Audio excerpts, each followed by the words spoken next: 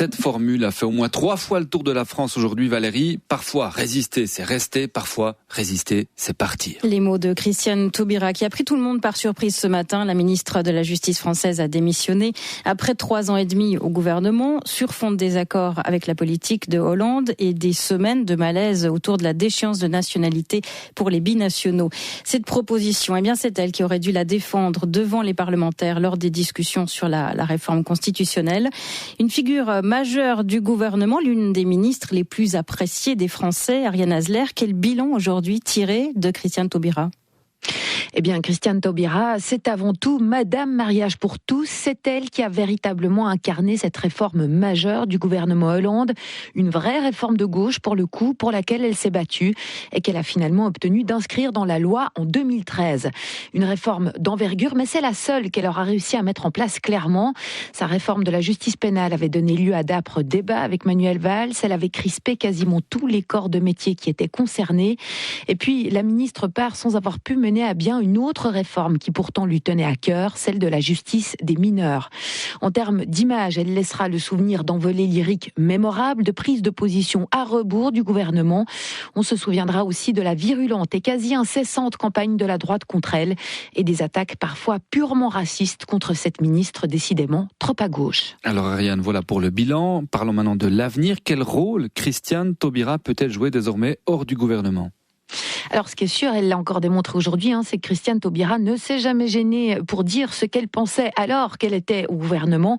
Eh bien, on imagine aisément qu'elle se gênera encore moins une fois à l'extérieur de celui-ci. Sans forcément attaquer frontalement l'exécutif, elle pourrait, par exemple, venir grossir les rangs de ceux, et ils sont de plus en plus nombreux, qui demandent à ce qu'une primaire soit organisée à gauche. Certains imaginent même que, forte de son capital sympathie auprès des Français, elle pourrait se présenter à cette primaire si elle avait lieu. Une chose est sûre, on n'a certainement pas fini d'entendre parler de Christiane Taubira. Ariane Hasler, notre correspondante à Paris. On accueille Guillaume Matelier, bonsoir. Bonsoir. Vous êtes le maire de la commune d'Ambilly, en Haute-Savoie, membre du Conseil national du Parti socialiste français. Vous êtes, comme Christiane Taubira, sur ce qu'on peut dire l'aile gauche du PS.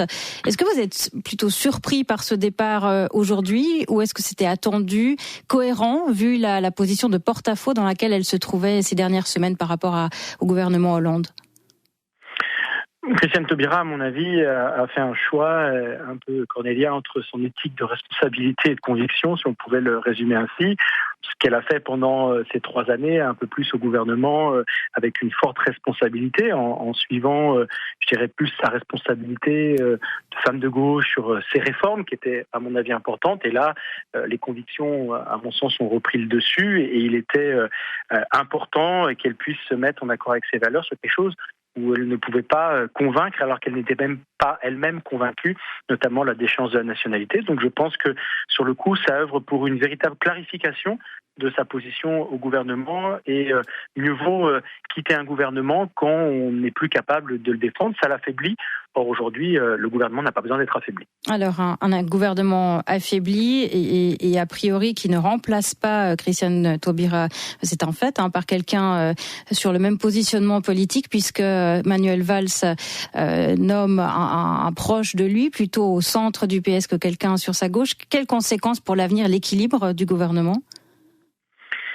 Là, il me semble que c'est peut-être une petite erreur stratégique, s'il fallait le dire ainsi. Il aurait fallu peut-être avoir un peu plus de temps sur cette question-là qu'un départ précipité.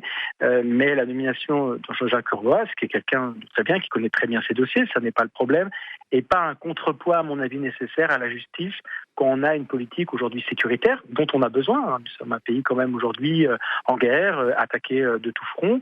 Il faut avoir, sans avoir forcément une voix dissonante au sein du gouvernement, en tout cas un équilibre qui se fait entre la politique de sécurité qui est menée et la politique en matière de justice. Et là, je pense aujourd'hui qu'on n'est plus tout à fait sur les 2 jambes dans ce gouvernement. Guillaume Matelier, on le disait en titre, Christiane Taubira, c'était un peu la caution de gauche au sein de ce gouvernement.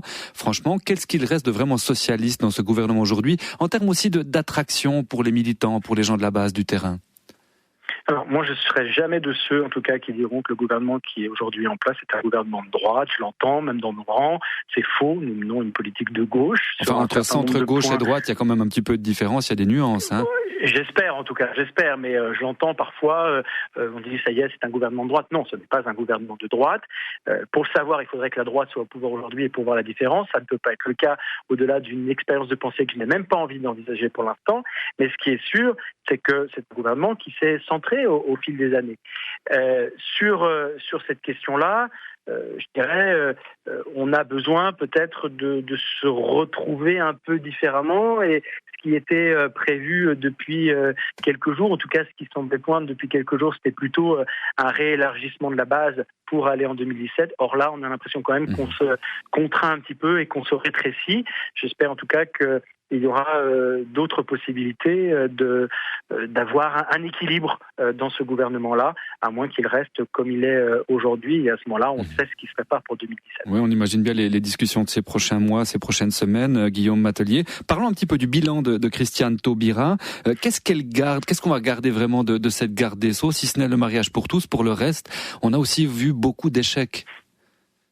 Alors, bon, ce sont des échecs mesurés, parce que déjà une réforme pénale, on ne peut pas véritablement la mesurer sur une année ou 2 années. Il faut regarder sur un moyen terme. Moi, je déteste quand, et je suis politologue de formation, c'est pour ça que ça m'énerve, quand on est capable de juger une politique publique qui a été mise en place ou une réforme qui a été mise en place au bout d'1 an ou 2 ans. Non, ce sont des réformes qui sont des réformes de fond, ce sont des réformes qui ont besoin de recul, ce sont des réformes qui ont besoin parfois de réajustement, ce sont des réformes qui ont besoin notamment d'amendements parlementaires ou de décrets d'application qui ne sont pas toujours arrivés dans les bons moments.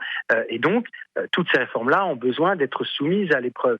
C'est pas parce que des juges ont manifesté, on va dire, une certaine désapprobation, ou des avocats ont manifesté une certaine désapprobation, que ces réformes sont des échecs. Il faudra les juger au moment venu. Pour le reste, effectivement, le mariage pour tous est la proposition symbolique qui a été mise en place. Et quand on sait ce que Christiane Taubira a porté sur ses épaules pour cette réforme, j'ai tendance à dire que c'est quand même une des grosses réformes de ce quinquennat, premièrement, mais des 20 dernières années, en tout cas en termes sociétal.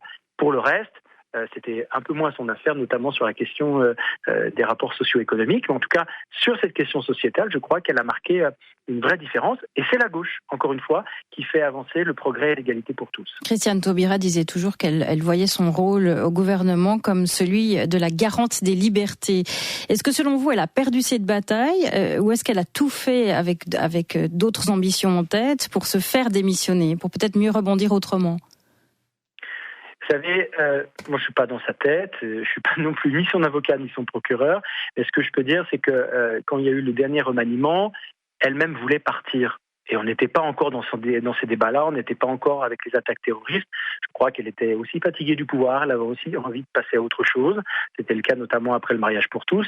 Et je crois qu'à ce moment-là, elle aurait peut-être dû le faire, parce qu'il y avait déjà quelques difficultés avec la ligne qui était prise notamment par le Premier ministre. Elle ne l'a pas fait, elle est restée responsable, elle est restée même très loyale au gouvernement. Aujourd'hui, elle se retrouve dans une position difficile. Je ne crois pas pour autant que ce gouvernement-là attaque les libertés fondamentales. Nous sommes dans une situation qui est délicate à gérer avec l'état d'urgence. Et là encore, il faudra avoir un peu de recul. Mais j'ose simplement imaginer l'inverse, c'est que ce gouvernement aujourd'hui n'essaye pas de nous protéger, n'essaye pas de mettre ce qu'il faut en place, et qu'il y a un nouvel attentat, eh bien je pense que la gauche n'aurait pas pu rebondir pendant 10, 20, voire 30 ans, parce qu'on nous aurait encore considéré comme laxiste ou autre. Nous sommes dans une situation particulière. C'est pour ça que je parle, si on revient à notre discussion du début, c'était important qu'il y ait un équilibre au sein même du gouvernement plutôt qu'à l'extérieur du gouvernement aujourd'hui, comme ça semble se faire, avec peut-être une voix qui portera.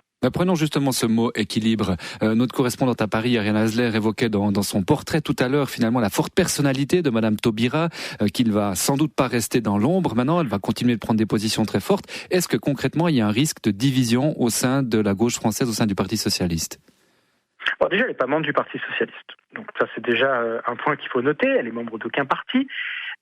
Donc il n'y aura pas de division au sein du Parti socialiste. Enfin, c'est quand même une figure de la gauche qui... Oui, c'est une figure de la gauche. Je sais par exemple qu'elle est très soutenue par le mouvement des jeunes socialistes, qui se reconnaît beaucoup en ses combats, comme moi par ailleurs, même si je suis plus tout à fait un jeune socialiste.